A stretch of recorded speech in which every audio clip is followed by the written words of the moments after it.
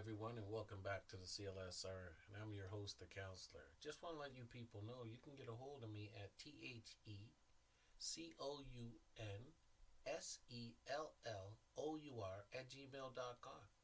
That's the counselor at gmail.com. Now, I want to say to all my wonderful listeners out there, let's continue to spread the word like the wise old bird and put your money where your mouth is so we can handle this biz. Take care. Welcome back to the CLSR, and I'm your host, the counselor. And today we're going to talk about fathers. And I'm not talking about the supportive father, I'm talking about the bad father, the bad dad, the one that you just can't get along with. And as much as you try, it doesn't matter what you do, you seem to be banging your head against the wall because your father is doing all the wrong things, and no matter what you do, number one, you can't satisfy them. They're never happy. They're always making their sarcastic comments. They're power tripping. They have something to say. They're in your business. They're not sensitive. They're overcritical. They're judgmental, manipulative, or even worse, they always think that they have the right answer. Now, a lot of men could be guilty of this. And for whatever reason, it's just really impacting your life. And you don't know what to do about it. It's like you're in a situation that you can't get out of. And there are times where you're like, I wish I had another dad. And there's times where you're like, yeah, I love this dad, but why am I not getting the affection and the attention and support that I need? Why am I not getting understanding? And why is it so hard to get through to this man? And why every time I want to talk to mom or have a conversation with mom, he has to be in the middle of it, dominating the conversation, separating me and the relationship that I want to have with my mom? Why does he always feel that he has to have control?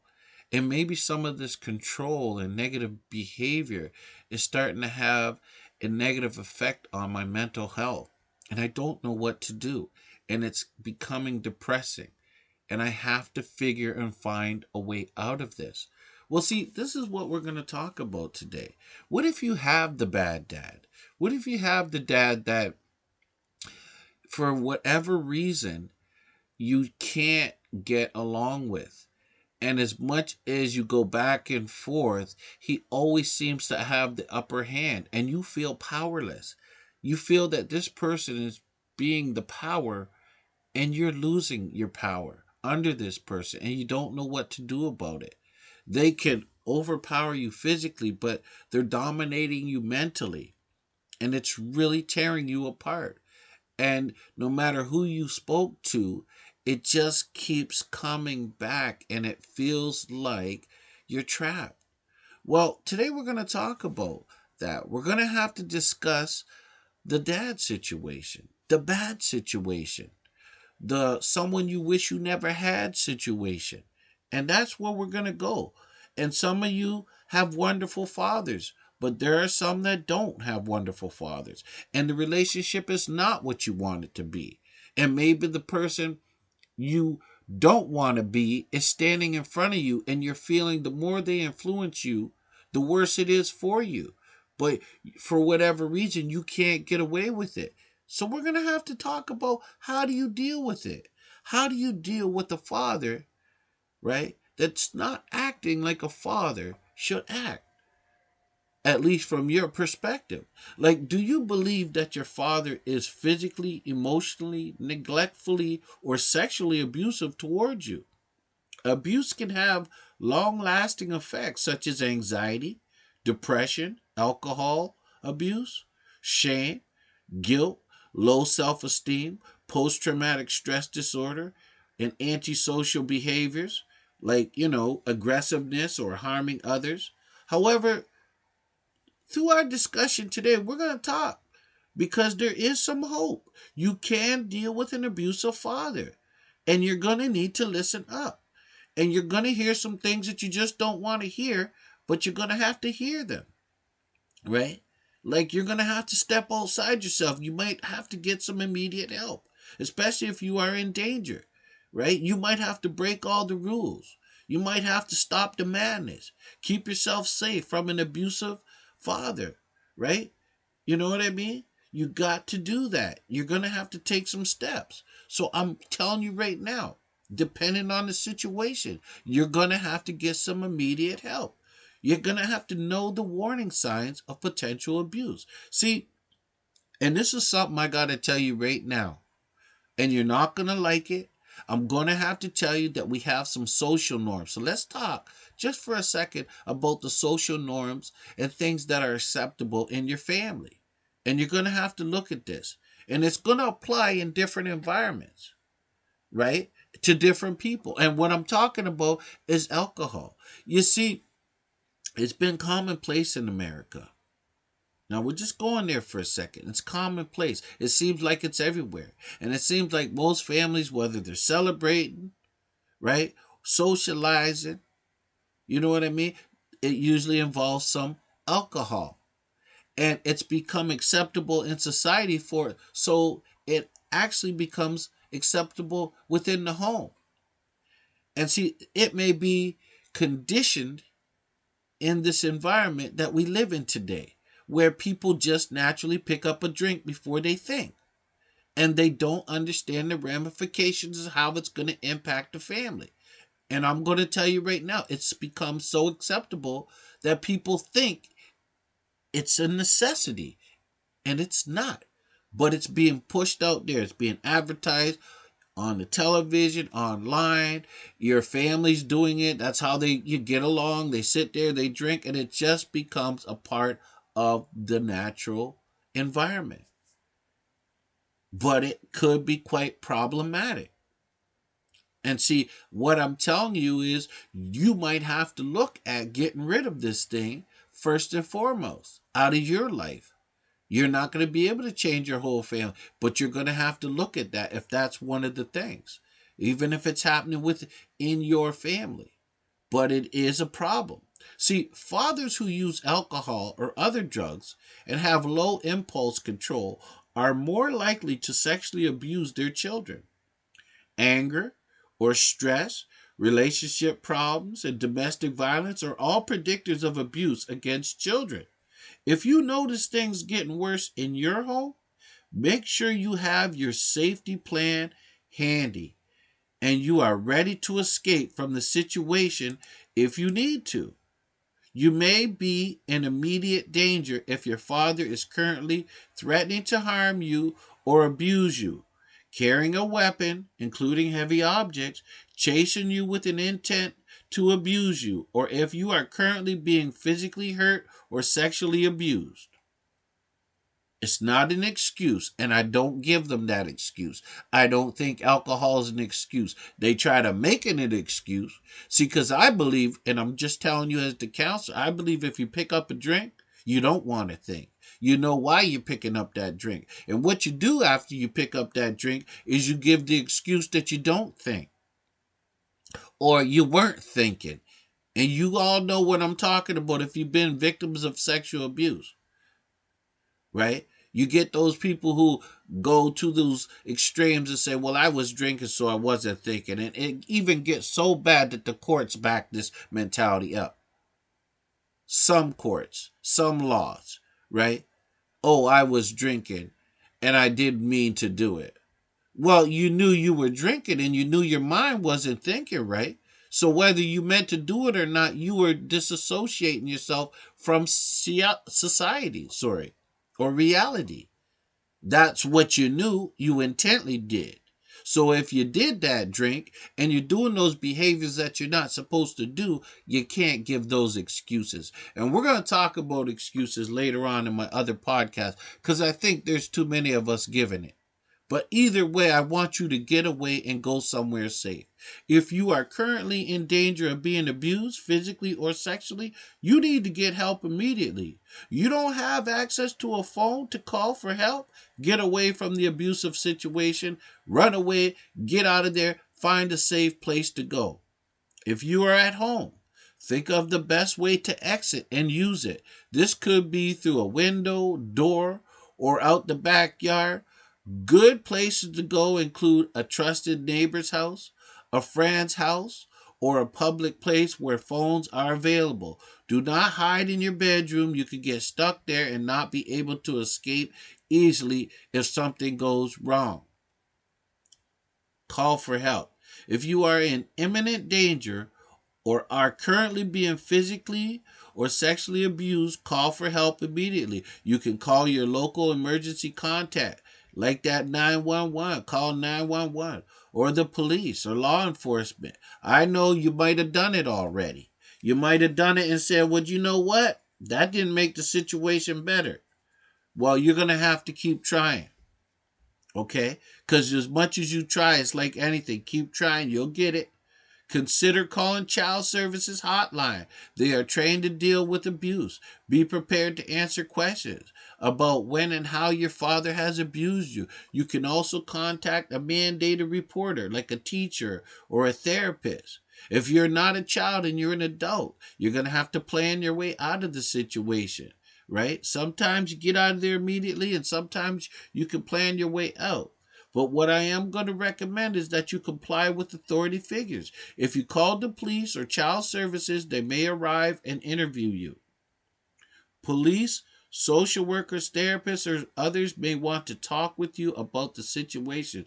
They will most likely also speak to your legal guardian or guardians, parent or other person, who is legally allowed to take care of you. Now, we got to remember, we're talking from a young person perspective, more or less. But if you're an adult, I know it's more complicated. So the counselor's going to say, if you're in a situation, it's not as easy. I know there's a lot of dynamics at play, but when it comes to your safety, you're going to have to make some real arrangement. And I know it's not easy, but you're going to have to do something. Make some sort of move, because sitting there waiting for something to happen is not good for you. Now, if you are talking and you're a young person, you have to talk to a confidant or a confidant. Be honest when asked questions about the abuse. Know that these people are trying to understand the situation better so that they can work to keep you safe. Child Protective Services will ask you questions and intervene. The government agency or social service organization that deals with your case may require you and your family to receive psychological intervention, such as therapy or parenting classes. In very severe cases, children may be removed from the home or separated from the parent until the abusive situation is resolved. Or not. Right? You might be out of that situation. I know it's a terrible thing. People are always saying, there's always going to be, it's worse when you go into care or whatever. I'm not advocating just going into care. I'm saying getting out of there. The police may contact you or conduct an investigation and speak to you or your parents or legal guardians in severe cases. And if you choose to press charges, your father may have to undergo a trial. I know this is going to affect. See, this is the thing. A lot of times the young people, they come up with so many scenarios. They're smarter than we give them credit for. See, a young person is going to think of everyone else, the consequences on everybody else before they worry about themselves. They might worry, if I report my father, my mom's not going to have a relationship. Who's going to support us? All these are going to be at play. All of them. Well, if I do this is going to impact this relationship. Or if I do report, then if nothing happens, this person's going to come at me. All of these things are going to run through their mind. Okay? And it's natural to think that way. However, it's going to be very, very challenging for you to get out of that situation if you keep taking it, if you stay there. And you just keep putting all these things through your mind before you take action. Depending upon the severity, get yourself in the mindset that you got to take care of yourself first. The rest is going to have to take care of themselves, but you cannot deal with it. I know you might have a sibling in the same situation where you feel you can't leave them alone. Well, sometimes you think, it's only happening to you. If it's happening, you got to try, and I'm going to say, you got to try to put your voice out there, because you might think it's only happening to you and you have a sibling, and it could be happening to them too. right? So you don't want to take that chance. So you might have to be the brave one. You might have to be the one that says enough is enough. Because a lot of times in families, right, you know what they say, what goes on in the family stays in the family. And that's time when they hide a lot of things. So you don't want to be a part of that. And I know it could have ramifications, but in the long run, you're going to be better for it if you could stand up and say enough is enough. And you might even have a parent, and I know this is going to sound weird to a lot of people, but you might have a mother who's condoning the behavior. Oh, yes, I said that.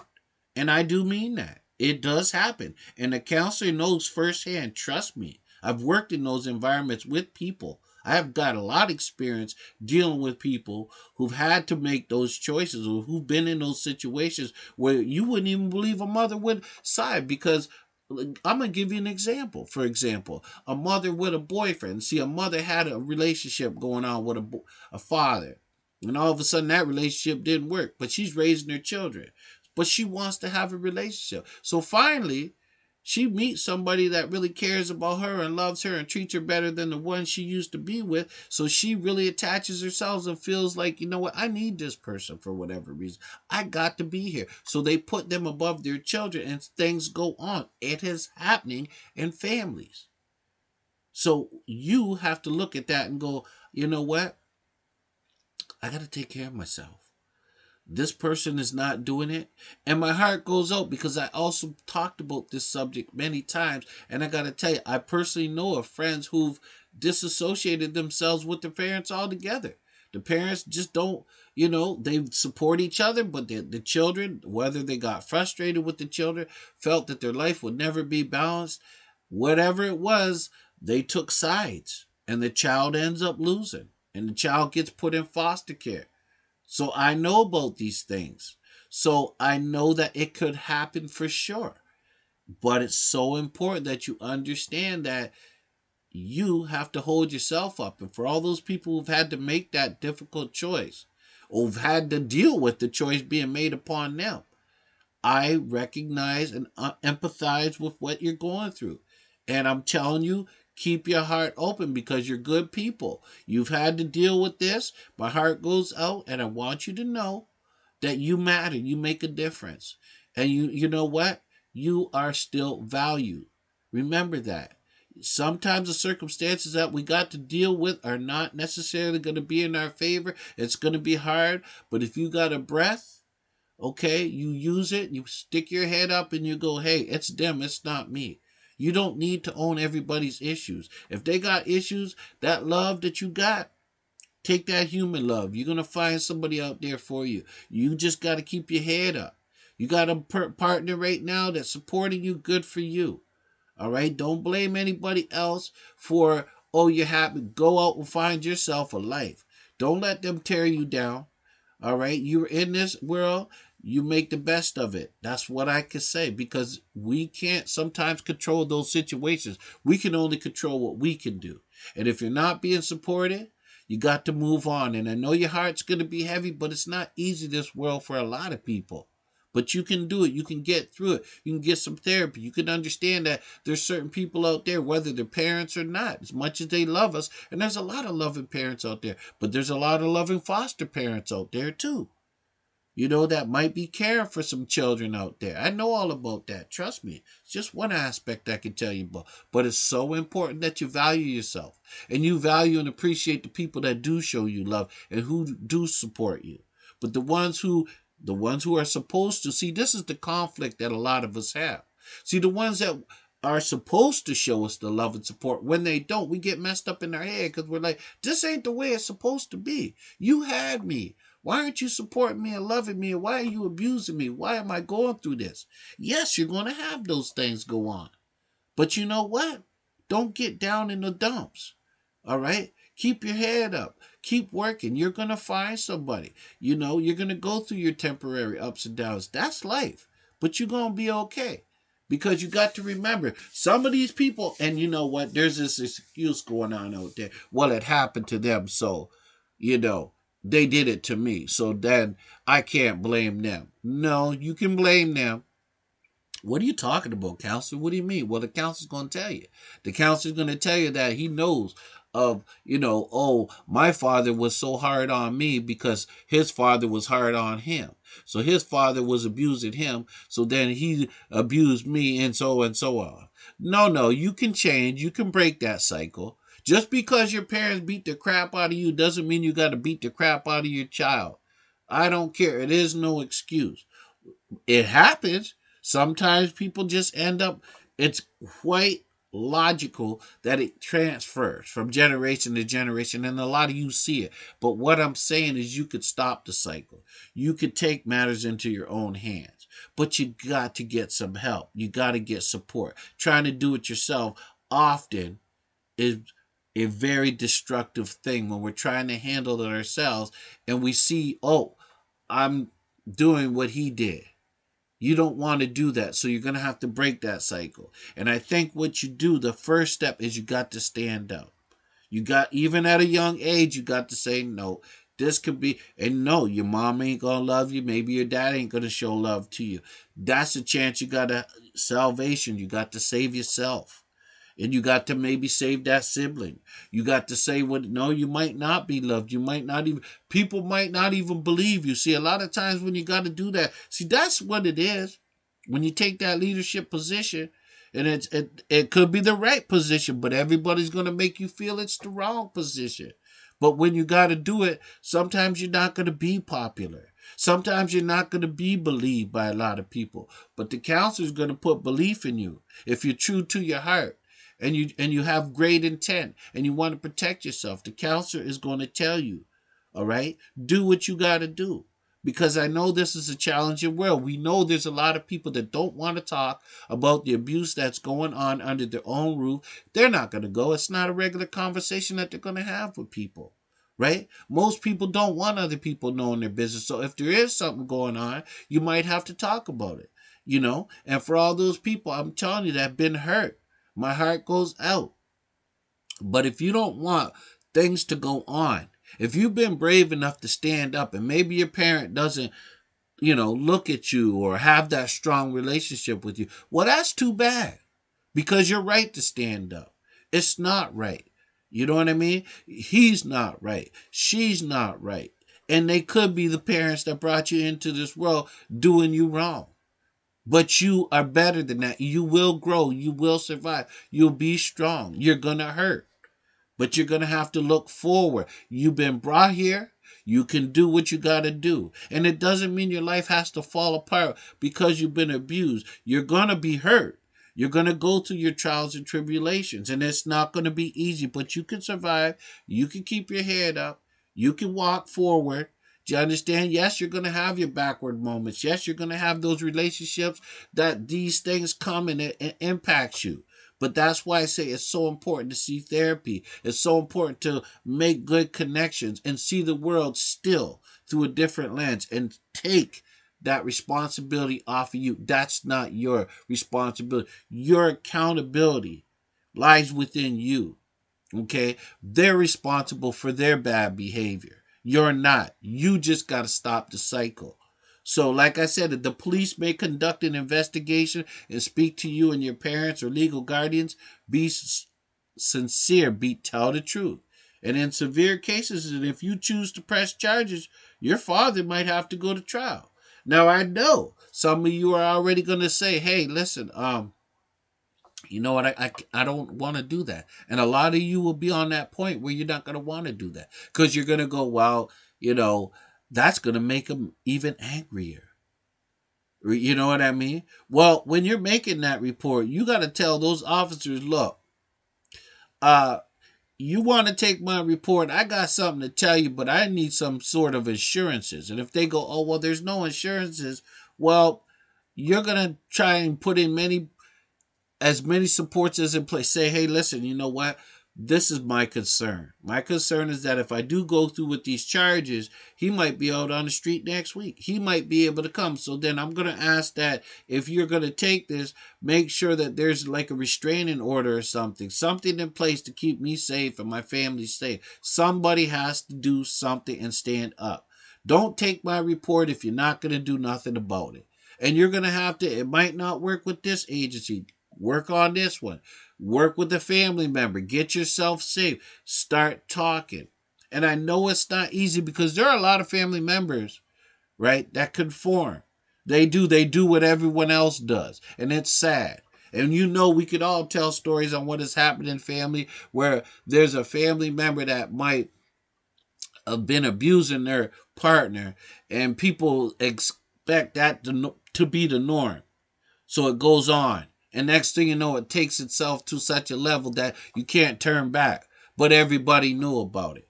That's hard to live through. So that's why I said breaking the cycle is not an easy thing to do, but you got to do it, right? You got to stand up. You got to do something. You got to fight. That's all you got to do. You got to report. You got to say. Because those people that don't want to believe, give them something to think about. Because they could only lie to themselves for so long.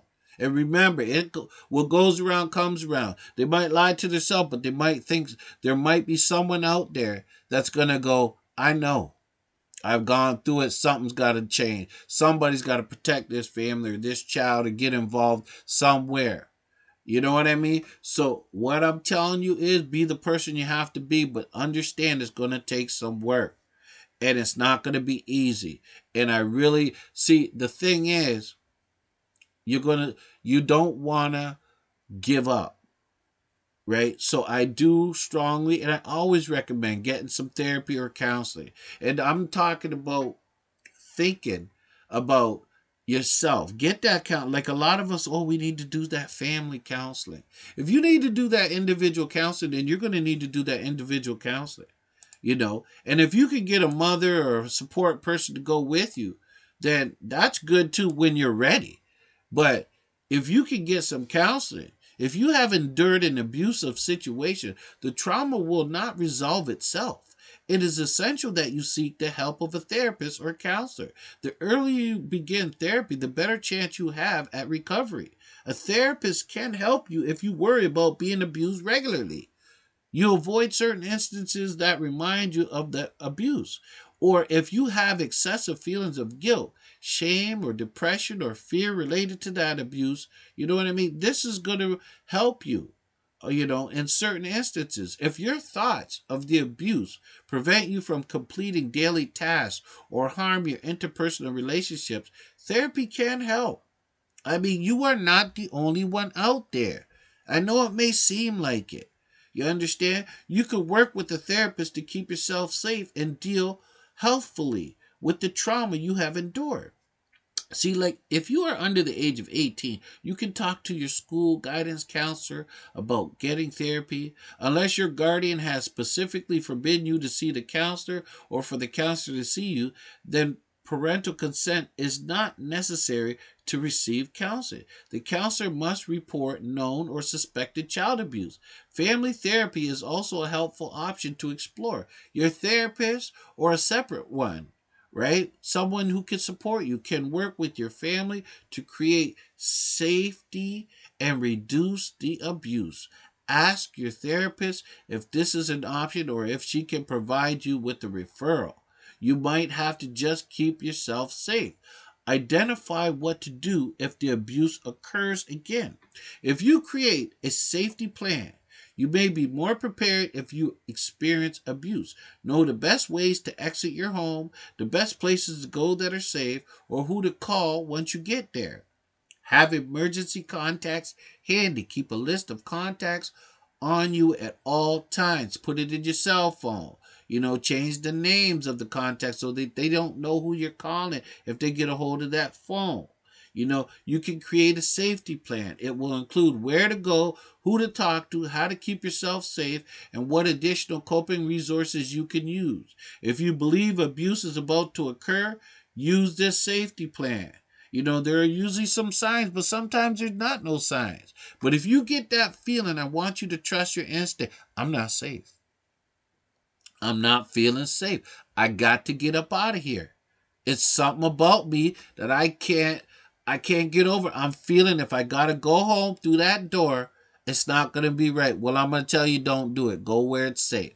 Believe that instinct, because 99.9% of the time you are right. But a lot of us don't trust it because we got a lot of other influences telling us what to do. You have that internal instinct. I want you to use it. If you get that feeling that it ain't right, and it's any possibility of danger, and you got a choice to make the best choice for yourself. Go, no, I'm going to trust myself. Okay, I'm going to trust that, you know what? This person, because there are people out there that will talk to you right in your face. Oh, no, that ain't happening. This isn't possible. And why would they do that? Oh, they're going to do all that. Trust your feelings. If someone tells you, if your child comes to you and tells you something's going on, you owe it to them to look into it. Don't just dismiss it, right? Or if you are being talked to by an abuser and they're trying to sweet talk you or try to tell you something and, trying to get your mind to, alter those thoughts and convince you that their way of thinking is the right way of thinking, that feeling that you got, go with that feeling. Don't have to say anything right there, but you got to do something. You got to go, I know this is bull, and go with that feeling. Identify how to escape in the future. Knowing your way around your home can help you get away if you need to, right? Remember, we talked about that. So keep that in mind. Know where to go is so important, right? Make sure you have those backup plans and talk to an adult, especially a young person. Adults talk to other adults. I'm sorry, you might have to. But be careful if you're an adult and you're talking to another adult that's related to that abuser. Don't, like, a lot of times we're like, oh, you know what? I'm going to tell my good friend, even though he has a friend and you're all part of a group. So you think you're trusting one. Believe me, I'm going to tell you something right now. There's no such thing as a secret. Eventually things get out. So you might think you're confiding in an adult and you say, oh, don't tell them. And then they find out. Be careful with that. But if you're a young person, talk to an adult. If the abuse reoccurs, you should know who you can talk to about it. It could possibly evolve into something more. And if it does, you want someone else to know. Ask for help. Helpful people to talk to include your mother, grandparent, a teacher, school guidance counselor, therapist, friend, parent, or another adult who you trust, right? Find a mentor or a school counselor you can talk to when you feel overwhelmed by hurt. Make sure the person you choose to speak with is someone you trust and feel safe around, right? Avoid dangerous or risky situations, right? Think about it, right? When we talked about that alcohol drinking, if you know that those behaviors are going to be escalated, see, sometimes people who endure abuse end up engaging in risky, unsafe, or uncomfortable situations, right? Work on preventing future abuse. It's not your fault that the abuse occurred, but you can work towards reducing the likelihood of future or repeated abuse. Try to make sure someone is with you when you are around your father. Avoid being in a room alone with your father if you can. This may increase your risk of abuse. Try to have friends over, spend time with your siblings, or ask another family member over. If you can't avoid being alone with him, make sure you have an exit or a way of protecting yourself if you need to. Using drugs or alcohol to cope with abuse can have serious and devastating consequences, like illegal activity, lower judgment, overdose. Avoid using substances to cope. Try exercise, writing, journaling, or therapy instead. Healing from abuse is also important. But remember, if you have a family member, right, out there, you know what I mean, drinking, having them parties in your house, try to make sure you don't go there till after they drink, or find a way to get in that house so that you're not around that party. Let your parents know I'm not comfortable being around no parties. Oh, you're not being sociable. You let your mother know. Let a family. I'm not even doing it. Or stay at a friend's house until you know that party's over. There are ways you can find. Now, when we talk about healing from the abuse, you got to have some self-compassion. People who have experienced abuse often blame themselves or experience self-loathing. Remember, it's never your fault, and nobody deserves to be abused. Replace destructive self talk with compassionate self talk. If you say mean things to yourself, such as, it's all my fault, I shouldn't have went around there when I should know, but no, I should have made him mad, I shouldn't have done that. This is an incorrect thought because you are not to blame. Replace these types of thoughts with more realistic appraisals of the situation, such as, the abuse is not my fault. I did not wish it or want it to happen. I am deserving of love and respect and should not be abused. Despite what they tell you, you should not be abused. You don't deserve any of that foolishness. You got to take care of yourself. Self care is an important component of coping after abuse has occurred. This means treating yourself with compassion and respect. Eat healthy, get enough sleep, attend your therapy sessions, engage in healthy activities, exercise, education, relaxation, leisure. You know, do all these things. They're just steps that you can take. Embrace your healthy relationships. Healing from abuse can be achieved with help of support from others. It's important to have mutually satisfying and collaborative relationships. See, the chances are you already have people in your life who can support you, such as other family members like mothers, grandparents, siblings, cousins, friends, and teachers. If you have been avoiding socializing out of fear or sadness, try reconnecting with others who are safe. Invite your friends over or hang out with safe family members such as siblings or cousins. You don't necessarily need to talk to them about the abuse if you don't want to or aren't ready to do so. Just get support by spending quality time together and doing fun activities such as playing games. One way to get social support is to join a support group. Ask your school or counselor or therapist for referrals. If you don't have either of those, try conducting a search online for local organizations that have support groups for individuals who have survived trauma and abuse. Do not tolerate friends or others who mistreat you or call you names. You deserve to be treated with respect. But don't use physical violence of any kind to get your point across either. Just distance yourself and spend less time with people who mistreat you. Now, remember, when I say don't use that physical violence, some of you, get physical because of it and you get aggressive because of it. Remember, don't blame yourself. Just learn that you don't want to try to cope that way if you can avoid it. But if you are acting out, or even most importantly, if you see somebody acting out like that, that's a form of communication. Something's going on. All right. So if you see your child acting out, something's going on. You understand? And it's best to support them, whatever it is. You know what I mean? But you're going to have to process your feelings. Mourning the trauma and loss is an important piece of healing from abuse. You can write your father a letter, which you don't need to send. Tell him how you feel about the abuse and how it has affected you. Let your anger out. Talking to others about your feelings is also a good way to process. You can do this with a friend, family member, or counselor or support group. Express yourself as creatively as you can. Be as creative as you can. Creative expression is one way to positively cope with a history of abuse. Creativity can help you release your emotions in healthy ways instead of harming yourself or lashing out at others. Try improvisational music as self-help therapy. This is being shown to help heal sexual abuse and may be beneficial for other types of abusive as well. Try playing the harmonica.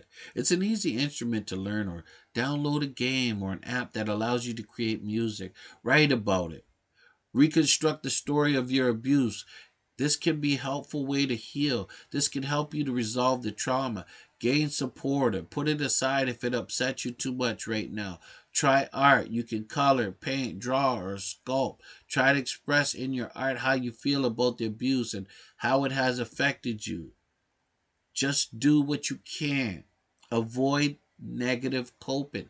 See, individuals who've survived abuse may be at an increased risk of using alcohol or other substances, drugs like, weed, any of these street drugs, none of that stuff is good for you. Additionally, People who have suffered from an abusive situation may blame themselves, minimize the seriousness of the abuse, thinking it was not as bad as it was, and rationalize.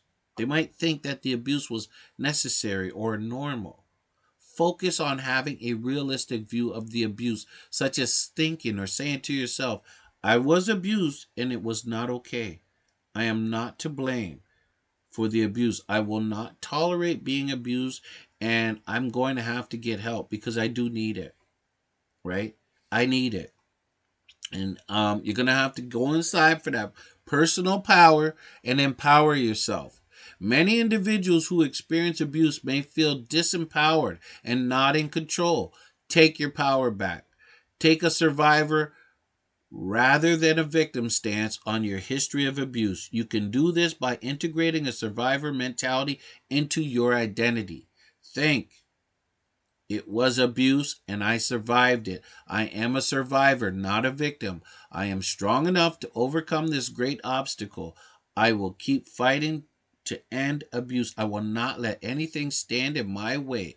Find a survivor mission or purpose. Perhaps this means giving talks about your experience and helping others. I'm going to tell you right now, you are not alone. This has not just happened to you. It happens in many environments, in many homes, in many situations. People are being compromised. So you are not alone. You're going to have to, and it doesn't make you a bad person. Oh, stop worrying about what everybody thinks about you. People are always going to think something. You can't always satisfy people, but you can be true to yourself and take that survivor, take that strength. Understand you're not alone. This ain't the only thing. Man, woman, anything. Transgender, gay, lesbian. It happens to everyone in every culture, in every religion, in every ethnicity. There are things going on out there, but the most important thing is that you don't blame yourself. You get some support and you try to be as strong as you can and go for that internal personal power. And remember, you are not alone. You might feel alone at times, but you got to remember it's going to take some work, and you might even be dealing with a culture that looks the other way. Well, you're going to have to find your way. I know it's not going to be easy, but you know what? You're going to have to find your way. And you'll be okay one day. That's all I can say. So, the counselor says, I want you to be like the wise old bird and spread the word. You got to understand you're not alone. We're not talking about this because it's an isolated incident. We're talking about this because people need it. You might have somebody who's acting out. You might have a child that's acting out and they're going through a lot. And you don't know what's going on because they ain't telling you. They could be suffering in silence. But you got to look that they're communicating without communicating. Do you understand something's going on? If you have a child who you know was acting like this, you got to start looking into things. You're going to have to do the math. You're going to have to do the analytical. It ain't just for the school. If you have something going on, you're going to have to put two and two together. Start figuring it out. You might not be 100% right, but rule out what you can. But you know if something ain't right. That's why I said we got to get to that sixth sense. We got to start trusting these feelings. We got to bring these feelings back. We're being bombarded with so much information today, we're losing our grip. Right? So we got to get back to that human nature. Start looking. You're arguing and fighting with your daughter so much. Maybe she got something going on. Maybe your son got something going on. Start looking at these things. It's not easy, but you got to do it. You got to step outside yourself. You might be battling that person and they could be going through something you don't know what they're going through. But when it comes to somebody abusing you, no, you're not there to solve their problems. You're there to work out with what you got to work out with you. You got to take on your role for yourself. You got to be that survivor, right? You got to be that person. I don't have a reason for the reason what you're doing to me, but I can't accept it. You know what I mean? You can't explain it away, and neither can they. And you ain't waiting for that either. So make sure you know who you are.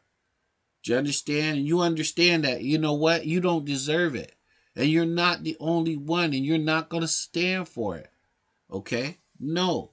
And you might have to say it 100 times. You might tell people and they might look at you. Because, see, a lot of people don't want to look at it. There are people that will. There are some people. People are inherently good, but there's going to be bad out there. And a lot of people don't want to look at it, but they're going to have to look at it. If you keep saying it enough, someone's going to listen.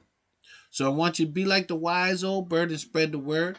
Go to allmylinks.com to CLSR, and the CLSR counselor might start his counseling session. So if you want to hook up and you want to talk, right, and you want to connect and you want to reflect, you can do that with the counselor.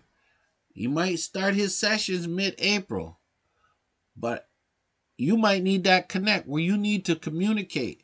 Things could be going on. Somebody might not be listening to you. Well, I'm here to listen to you. I don't want to tell you what to do. I want to tell you that you have a voice and you can be heard in this environment. Do you understand? I'm willing to listen.